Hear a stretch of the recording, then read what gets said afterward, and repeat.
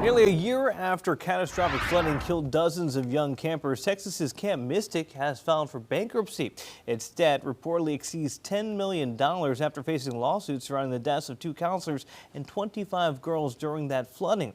The camp's owner was also killed. The camp had originally planned to reopen this summer, but outrage from victims' families and lawmakers halted those plans. Joining us this morning, our chief legal analyst, Guadalupe River. Guadalupe, good morning. A quick two-parter. Number one, are you surprised that they're filing for bankruptcy here? And then what does that do to these ongoing lawsuits from families? Does it put a pause on everything? A couple of things. Am I surprised? I was surprised that they were still trying to go forward with operating it after this tragedy. Yeah. Let's start there. I knew the writing was on the wall when listening to the testimony and the hearings after they released a report. The report was scathing. A couple things jumped off the page to me there when they talked about if the Eastlands continue, that's the owners of it now, to own or operate this going forward, they recommended in the best way possible that they shouldn't be anywhere near this. And so I knew that the writing was on the wall. If you have all these state legislators in the state of Texas saying you guys should not be operating this because you potentially led to this happening. Your mismanagement, your failure to have a plan, your failure to create an exit strategy for individuals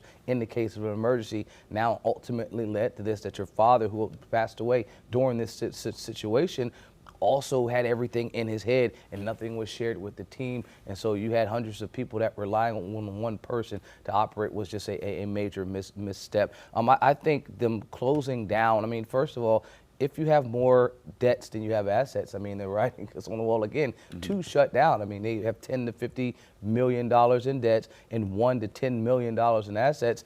Those numbers don't connect on any account if you're trying to balance the book. And so it makes sense to step down and shut down. Now, in terms of the potential lawsuits, they would be in line as a debtor. They would be someone that is owed, as a creditor, I should say, and now they'd have an opportunity to collect depending on where they are in the lawsuit. If it's already been settled, they have first priority and be in line in front of someone else. But the government, if there are tax liens, if there are any other foreclosures or forfeitures, would be in front of those folks. And so it really just depends on the priority, where they are at the time of them, settling or finalizing a lawsuit. There's more than 50 parties who have interest in this, right? So when you talk about the pecking order of potential payments, are there some families in cases similar to this who never see any money?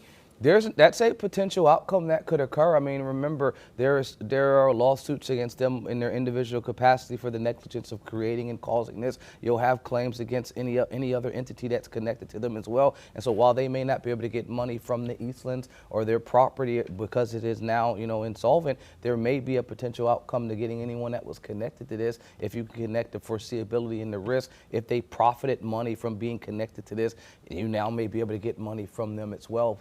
But it is likely that, because you have so many victims, you have so many claims out there, there is not an unlimited pot of resources to be able to pull from when you have these situations.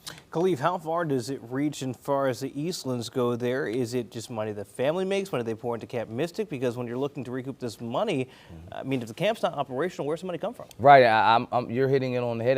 But the reason that you have a business structure set up like an LLC is to protect you from any potential liability going forward. However, if you are now doing something where you are intentionally harming, or you've done something negligent where you can breach that corporate veil and not have an opportunity to be shrouded with the protection that an LLC would give you, now you subject yourself to personal liability. And so that only would come out during an investigation. A lot has been said about what the father did and his missteps and his failures in protecting and creating an exit plan, some type of emergency action plan. But not a lot has been said about the other children and what their interactions would have been. But can you connect the dad's liability to the now estate of the family? It's unknown right now. All right, Khalif, thank you. Queen City News Plus. Just search Queen City News on your smart TV's app store.